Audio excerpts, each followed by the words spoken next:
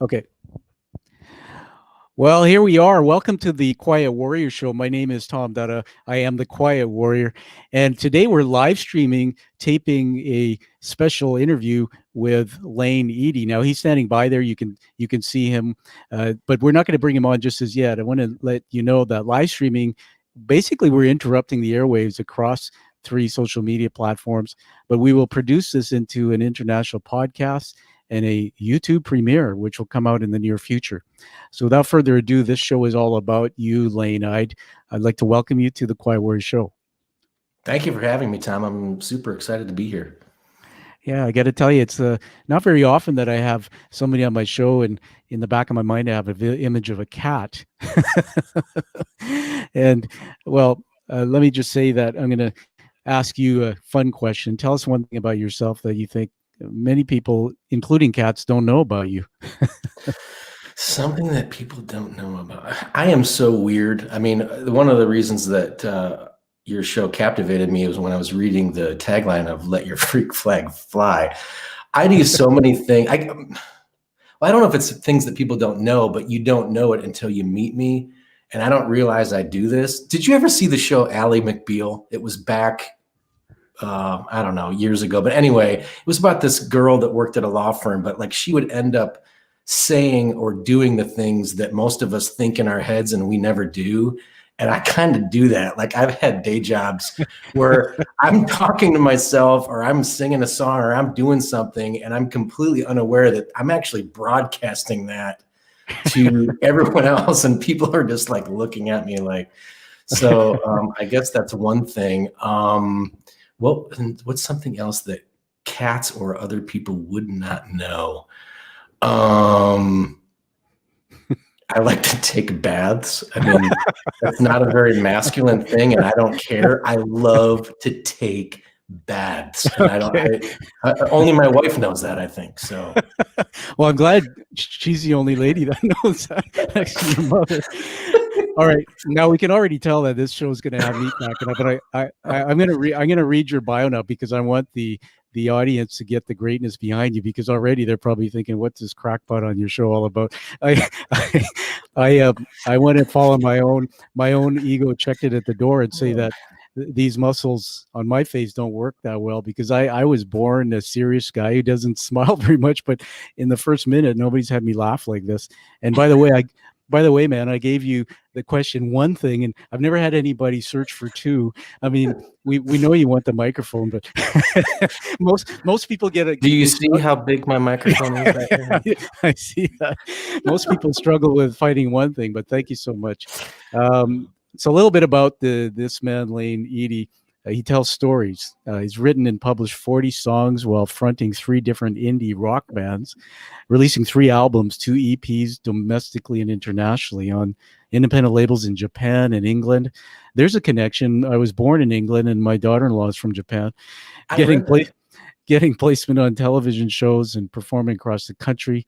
I just want to add more to that Layne writes and performs as 1/3 of the kids and family rock band, the Happy Racers.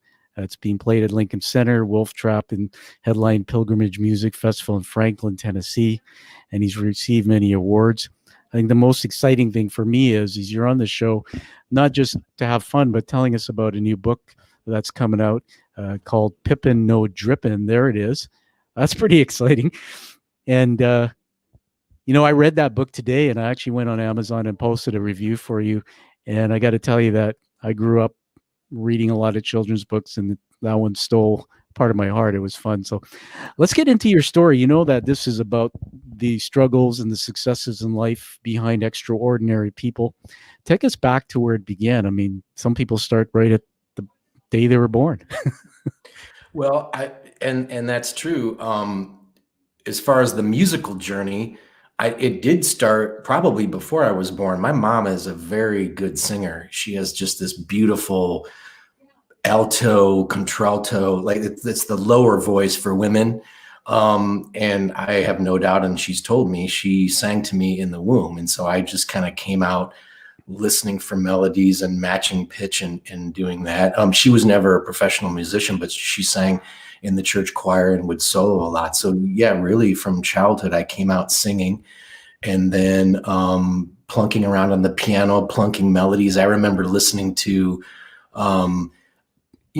one of the things I miss is that TV shows don't have theme songs anymore. Do you remember when you were a kid, TVs had, I would listen to theme songs like the A-Team and Airwolf and whatever it is, and I would plunk those melodies out on the piano. And then when I got older, I started playing trumpet in fifth grade band. And then around 16 or 17, I started messing around on the guitar, eventually went to Taylor University in Indiana to study music, moved to Nashville. And but all during that time, I also wrote stories. So that's kind of the seg from music into stories. But music is stories too. And I want to make that clear. You know, even if you're playing a solo, like you're improvising a solo in jazz and it doesn't have lyrics, you're still telling a story. If you've got these notes, this order of notes that you're presenting and you're trying to connect with your audience, you're telling a story. And so that's one of those things. My brain works 5,000 so fast, you're probably telling this. But I want to connect that with, I just finished your book, which is amazing, and I'm going to be doing a review on it soon.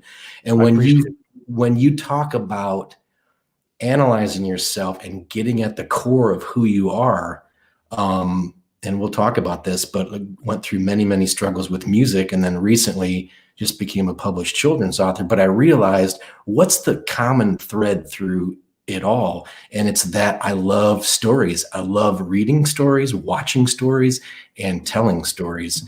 And so well, let me jump in there and let you catch your breath there. I wrote down, as you know, I turned my head here on the video. People who listen to the podcast won't see that, but I'm not bored with you, by the way. I hope not. I am making notes because my brain is three-dimensional. I've been told that I go from each quadrant, and when you say something, I tend to riff on it in my head, and I go on a journey, which is kind of crazy. Too. Yeah, so I think that's why we will get along so well. I want to talk about some connections. I grew up not being a great musician, but in school, you know, you were given the recorder, and gosh, I mean, oh my gosh. But of all instruments I chose to play, and I was this chubby, chunky kid. You probably saw a little bit of my book, and that's where my self-conscious mind went. But I chose the tuba. And now, so there's me lugging, and we lived about a half mile away from school, a huge tuba on my back in a case to school and back every day. And I would play that thing with that mouthpiece, and my lips would be numb. I couldn't even feel them. And I was just so excited that I could go, and I call my, but later in life, and I don't know if you ever heard any of Glenn Campbell's music. Glenn Campbell, being a country superstar, passed away from sadly dementia, Alzheimer's, I think.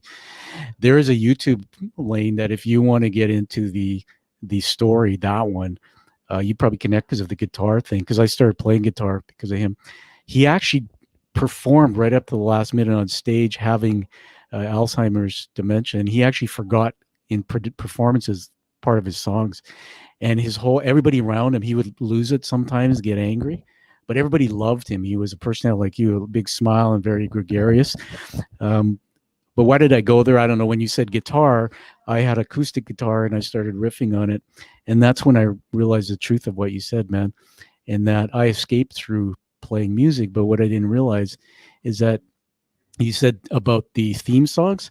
I grew up with a military commanding officer father. And you read my book, you know, he was a bad dude, but he was really a hero later in life. And I watched MASH, the longest running series. And I remember that theme that haunts me, Suicide is Painless. But attached to that, and I'll give it back to you and ask you to talk about this, attached to that song in my subconscious are events of my life. I can't hear that song without going back into the trauma of my childhood. And so I used to find songs that I could hook onto that brought joy and happiness. And what your mom said to you, singing to you in the womb, I really believe that the neurons in our brains are empty when we're born, but there is truth that if you're singing, your mom's singing to you, you're actually recording that even at that or later stage of pregnancy, somehow that's embedding it into your subconscious. Anyway, I'll give it back to you. Tell me more about, you said struggles. Tell me one of your biggest struggles and how music actually became, sort of your drug. Well, first of all, I just want to say you're exactly correct. I am right along those lines with the neurons. I believe that in that probably that later stage of pregnancy, I really did internalize my mom singing to me, and that, whether that's genetics or whatever already, or she was training me to develop the ear that I have now.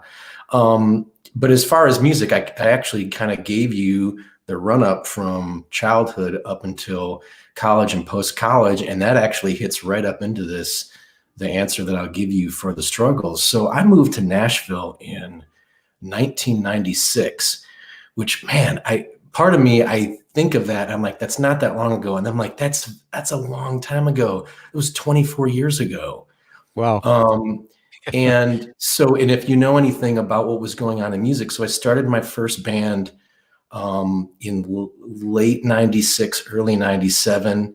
We made a run at it, had some successes. So, that was really the late 90s was the kind of the burgeoning of the internet and people actually interacting on the internet. And so this is a fun trivia fact. My band 141, numbers were really big in the late 90s, was the first band to win the internet Sony Battle of the Bands in 1997. And we thought something was going to happen with that. We got kind of a developmental deal to go back in the studio and do a few songs, and it never really panned out. I'll give you the condensed version, otherwise people are going to be bored. But anyway, going into the 2000s, I was in two more bands, and that's where some of those things happened. You talked about the indie deals in Japan and England, but if you also know what was going on in music in the 2000s, what did we have in the early 2000s? MP3s. What did we have in the late first decade of the 2000s? Streaming started happening. And what we saw as musicians was we were taught our whole lives that, you get a record deal, they'll give you some front money, you develop a following, you try to get played on the radio, and then you go out there, and everything was based on CD sales and some tape sales. It was based on that music was a tangible thing. Yeah. Well, the first decade of the 2000s, I mean, you talk to most musicians, the rug got pulled out from underneath us. You had Napster, kids were trading songs that were now files that you could open like a Word document, and you didn't have to pay for them. And it was crazy as we strove. Is that even a word? Strive? But I mean, we tried and had some successes, and got, on some television shows, got some of these indie deals, but it never got to the point where we could sustain it as a living. And so around 2009, 2010, I basically was just like, I hate music. And I don't think, probably for 2 years there, I did not want to listen to music, and I didn't play music because I was so cynical and jaded to the business models and this talent that I felt that I had, and I still feel that I have it, but it didn't materialize into these dreams that I had to do that as a living. All right. Well, let me jump in there, man. First of all, I honor you for sharing some vulnerability. They say that in the world of leadership, vulnerability is a strength, and yet most of us grew up being told, "Don't cry, don't share your woes." And actually, if you interview most CEOs or the top leaders in companies, which I coach, I ask the question: is vulnerability a strength or weakness? And the answer is weakness. It's just unbelievable. So I honor you for sharing some of that first challenge. I got to tell you something, man. When you're talking, I don't know why I'm having these strange thoughts. I just had the flashback again to Charlie Pride. And Charlie Pride passed away. Oh, I just saw that. Yep. Yeah, Charlie Pride, for those who didn't know, I grew up with Charlie Pride because my mom listened to, who's still alive, my mom listened to Charlie Pride, the vinyl records, when I was a kid. And it's haunted me he passed away from COVID-19. So I guess we can date stamp this by mentioning a pandemic when we look back at it. But what a treasure. And so that's what I started thinking about when you were talking about this chapter of your story. All of a sudden, music is downloadable and free. And it's almost like in the hero's journey that I talk about, we have this moment where it's like the dark night of the soul. Some have it earlier in life, but others have it later.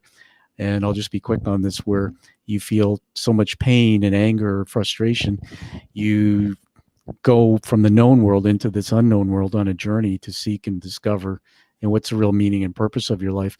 So there you were, and as I'll give it back to you on this, you you came out of the womb, and your mom used to sing to you. She was a talented singer. You got into music, man. Battle of the Bands, 1977. You guys won 141. 97. 97. Yeah, amazing. Yeah, that's right. And band 141, I don't know what that means, but backwards it's the same thing, so it's kind of cool. and what they call it, a palindrome. Yes. But then all of a sudden, you've just told us, and maybe it's a teaching moment, so tell us why you hated music. So what did you do to go discover, and what did you discover to get back where you really belong? Well, it's interesting. I listened to a lot of talk radio when I would be driving to my day job, which I hated. I love the people. So if any of you are watching this from my day job, I love you. It just wasn't my passion. And yeah, I would, either listen to audiobooks or listen to talk radio and interviews and things like that. I was so cynical and jaded to perceiving that this passion of mine had kind of like fallen by the wayside and it was not going to materialize, that I just didn't want to be around it or do it. But what happens is, and I guess this can happen with, sports people or writers or CEOs. Reading your book, I think there are a lot of uniformities and parallels in the human struggle, regardless of what sphere of life you're in or vocation or whatever. But anyway, slowly what happens is, just like anything, they say time heals all wounds, time kind of dissolves the pain. So after a while, I start listening to songs that I like again. I started playing trumpet again, which I hadn't played in 15 years. I had kind of given that up and was playing guitar and bass and singing lead. But I had played trumpet all through school, and it was not related to the indie rock scene, right? So I started part-time teaching with a friend of mine who gave me an amazing opportunity. And along that same time, and this kind of segs into the Happy Racers, which I'm doing now. You talked about I'm in a kids family rock band. The drummer in that band is the drummer from my two bands in the early 2000s. And the main singer and main songwriter in that band is his brother-in-law and now a good friend of mine. And we all, though slightly different experiences, created this band for kids out of kind of that, we're going to create music for kids and for families, and there's none of this pretense and we're too cool and have to wear the right stuff and whatever else. And so that was one of the things that was happening as well. And then I had more time during the days, and I had always thought I want to write a children's book, and then that's the whole genesis of the Pippin books. Oh, that's amazing. Well, so we'll dive right into Pippin in a moment, but I'm thinking about what you just said. Maybe it's another teaching moment here, Layne. By the way, the last name Ihde, what part of the world is your heritage? It's actually German. And funny story, our grandmother would tell us that we were German, and every time we would meet German people, just like anyone does with whatever their perceived heritage is, we'd ask people and we'd show them it and say it, and they'd be like, that's not German. Well, what we found out was every time we had talked to somebody, it was somebody from Bavaria, which is the southernmost part. My brother took German and then found a professor that had the same last name. He's like, no, it's because you're from the north, you're from Hamburg. So I did a Google search in the Google.de or whatever it was, the white pages, and there were Ihdes. I think that's how they pronounce it. Everywhere there was like dentists and lawyers, and so it's one of my goals to get over there into the Hamburg area. It's evidently a name that's very prevalent right along the border of Denmark and Germany. Wow. Oh, that's pretty amazing. I remember growing up and there was a German band. I can't remember the name. There's a line in it that always stands out, 99 balloons or something. Oh yeah. Yeah, so another connection to music. My brother-in-law, his name is Axel, and I know the culture a bit. It's funny, I'm doing a side hustle now, waiting tables at a restaurant, helping a friend turn it around, just to deal with my post-concussion syndrome. And we have 40 beers on tap, and man, all the Germans who come in, they know their beers. In fact, they're telling me about beer. But I'm going to go back to that thing you said, because the hero's journey we talk about is, at what point in our life do we seek to discover the true meaning? Point blank question, just answer it with 1 or 2 words. Were you good in school, or did you get bored? Yes, I was good in school, but I did not try very hard. And that's something that bugs me. That's way more than 2 words. Sorry. That's all right. Well, you're doing it again. I asked you at the beginning, tell me one thing we don't know, and the guy's going like, okay, I know another one. I love you already, man. So I'm going to tell you something, because in my coaching work, I do teach personality science. That's unique. I look at motive. You read my book. But I honored you for saying that, because and my stepson, who's older now, when I married my wife 25 years ago, I met him.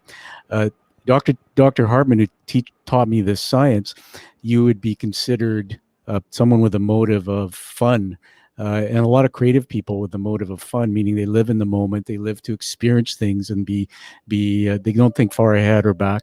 But they're saying now in universities and schools that they're starting to realize you have to teach these children differently. You can't tell them to sit at a desk and do the same thing over and over again, because they get bored. And then when I look at some other literature I've seen about the world is run, I think one of your presidents said the world is run by C students. And you look at, Facebook, Zuckerberg dropped out of school. He went back later. And you look at Albert Einstein was a dropout. You look at some of the people who are running some of the biggest companies in the world, Layne, they weren't stupid. They went back and got post-secondary later, but they had this creative gene, this passion, and something they had to do. So it's good to know about the school connection. Did you face anywhere in your lifeline from people close to you who influenced you, anybody being against your passion of music or perhaps not supporting it? Did you have any of that? No. And that's one of the amazing things. Talking about the dark period, and I say that loosely because I know so many, I'm just reading your book. Like sometimes I feel ridiculous telling people that, I've suffered or, gone through tough things, because so many more people have gone through things that are just, astounding. I can't believe, you're still walking around and whatnot. But my mother and father, which I guess those are the first ones close to you, both of them. I want to major in music. A lot of times parents will be like, well, why don't you get a minor in business? And then I got out of college and I'm like, hey, I want to move to Nashville and pursue my dreams of being in a rock band. They were like, go for it. And so, maybe my grandmother and some of my, aunts or something were kind of like, well, you better have a backup plan. But I am very, very fortunate that my immediate family has been and always has been super supportive. When I diverged into this book thing, they've just been so supportive. So it's ridiculous. All right, I'm going to make a statement here. You don't have a backup plan, but you must have a backup band. Oh, I have tons of them, and I play in tons of them. All right, when we get together one day, you'll have to teach me how to play guitar. I play guitar. I've been doing it just on the side. I'm not that great. But going back into the story now, so here we are, and now we're at this chapter. Why then do you believe that you seem to have found your tribe, and it's something in the thread of children? There's this new writing a children's book. There's this performing in the Happy Racers. What is it that you had in yourself a passion, and what are you trying to do with that to help children? What is it that drives you? You know, this is going to sound, silly or just cliche. I don't know if it's the right word, because this would be most people's, oh, that makes sense. But Mr. Rogers, um, I grew up watching Mr. Rogers and shows like Sesame Street and Electric Company, and but Mr. Rogers' Neighborhood specifically. And then as I got older, to watch documentaries on him and hear him speak about what his goals and his mission were. And it kind of culminated, and get the chills just thinking about it. I don't know if you've ever seen the recording of him, and I can't remember the year. It was either the late 60s or early 70s. He went before a Senate subcommittee because the government was wondering, why should we give money to public television? Yeah. And he gives this just, in his soft-spoken way, this speech, and I don't think it was written. He just spoke from his heart. And one of the lines will always stick with me. He said something, and I'm paraphrasing. He said something about the space between an adult's mouth and a child's ear is sacred ground. And I'm getting chills again just saying it. Yeah. And this ties in with your story too, Tom. It's that responsibility from those of us that are older now and using our prefrontal cortex, as we talked about via email earlier today, have a responsibility for those younger kids growing up and what they're hearing and the type of reinforcement they're getting and the love they're getting. And that underpins basically everything I'm doing, even though I have a heck of a lot of fun writing silly stories about cats and playing music for kids. Okay. So I wrote down a couple more things here. You said the shows so for the record, mine were Mr. Rogers, Sesame Street, Mr. Dress Up, Friendly Giant. And that was just the top few. But I was a kid who would escape in these things because I was trying to escape and be happy in this new world. I was portraying my life through somebody else's life. So if I found your book, Pippin No Drippin or Pippin No Lickin, the first one, which we'll get into in a minute, that would have been something when I was a kid that I would have taken to bed with me. I would have read, and it would have been for the purpose of blocking out the noise in my house and all the scary things going on. And I really believe, now that you've told us a lot of this story, man, that's your hero's journey. You had the ability to take something, a gift you had in yourself. Now I'm projecting on you here, so it's my show. I can say this to you. You had the ability to take a gift of the talent you have. You had parents who supported it. And note to self, that doesn't happen to every child in the world. I realize that. Mm-hmm. And then go out into the world and begin your career in the music. But you got angry one day, and I think you weren't angry just at the fact that the music industry was starting to take advantage of musicians. You actually had a calling deep inside that you hadn't fulfilled yet, and it was to go and find this tribe of kids. Because I can tell you what you just said blew my mind, man, because you are a world changer. That by writing this book and by doing what you're doing with the Happy Racers, every child who looks at that is going to grow up, because at their ages, young ages, they don't have use of a rational brain. So everything put in them that's a lie or not true will shape how they feel about themselves. When I read Pippin No Drippin, it was basically an amazing story of this cat, which we'll meet, that it was like it's raining outside and I don't have anything to do. And he discovered the magic of, it's okay. We'll find something you can do inside that doesn't involve social media and computers and devices. That is a message that is not heard today. Kids, I was reading something on the brain development of children and how by just using social media devices, they don't get enough rest. Their brains, which means short-term memory, things they get in their short-term memory actually doesn't deposit in long-term memory. There's so much to this. So I know I'm getting excited, man, because when I find a guest that I go, that's your classic hero's journey story. You are giving something to the world now. So let's get into that. There was this cat in a couple books. Tell us about that.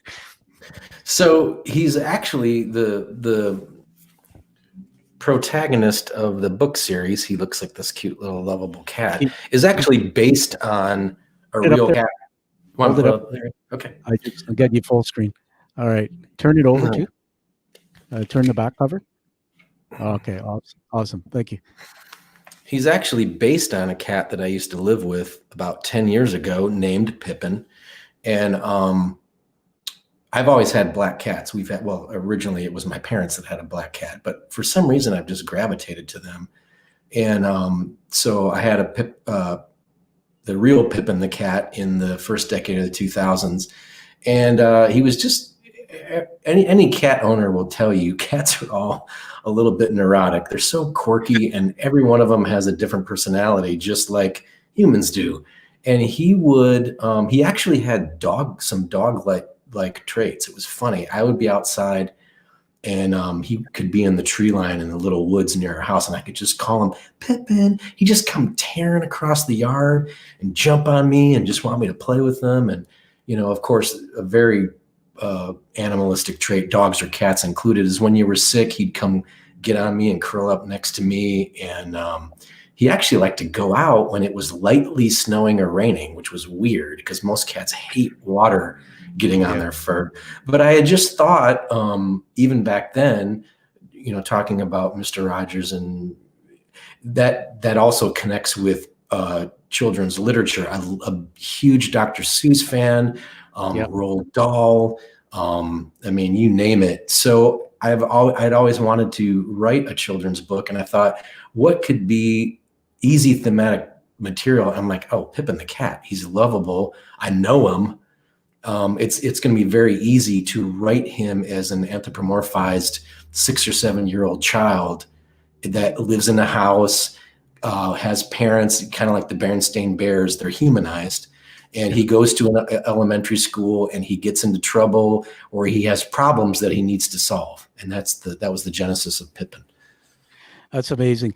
And back to what I think about with your books is you're teaching through these books. There's a lot you're teaching to children. I think this book is age 4 to 8, correct? Yeah. Yeah, that's the demographic. But it's amazing. I actually just had a friend of mine I've had a lot of parents send me pictures of their early toddlers because the illustrations were done in such a way, even though the kids can't read yet, they just gravitate towards Pippin. Yeah.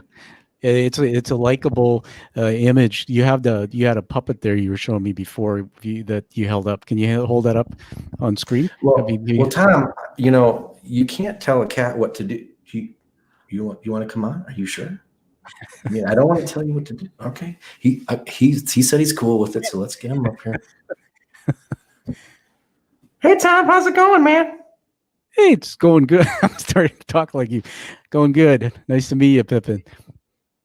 Well, I was just playing some Nintendo Switch on my little handheld, but Layne said that you wanted to see me, so I just thought I'd come up and say hi. Yeah, he's a pretty cool guy. What do you think of Layne? He's really cool. He brought me into existence, so I kind of have to. Oh, you're too nice, Pip.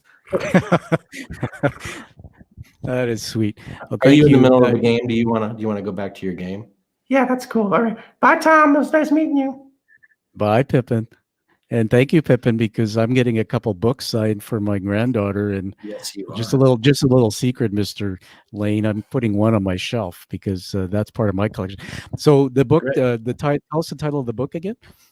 So the second book is Pippin No Drippin. And I try to use that. It's not quite alliteration because you're not starting the same with every letter, but I love something that I call, and I've talked to some other authors, called mouthfeel. When there are some words that are just, I'm actually grabbing the copy of the first book, Pippin No Lickin. Now that doesn't rhyme. Pippin and Lickin don't rhyme, but there's something about how your mouth, Pippin No Lickin, Pippin. Yeah. It's fun, and it's just there are things that are ridiculous that you can do with children's books and picture books that you cannot do with regular prose or regular, writing for older people, and it's just fantastic. Well, it is, and you're a talented guy. December 22nd, 2020, everybody, is when the book officially releases. We'll get Layne to tell us at the end of this. We're wrapping up pretty soon where you can get a hold of that. I saw this fun video you did. It's like a teaser. I sent it to my wife, and her personality is a lot like yours. She's in the moment, fun, and then she sent it to our granddaughter. Were you rapping in that or something, or you were doing a little song there? Yes. So I've been rapping and beatboxing since the 80s. Me and my buddies used to do it in the bathroom at high school. But between classes, I don't know if this is going to blow the microphone.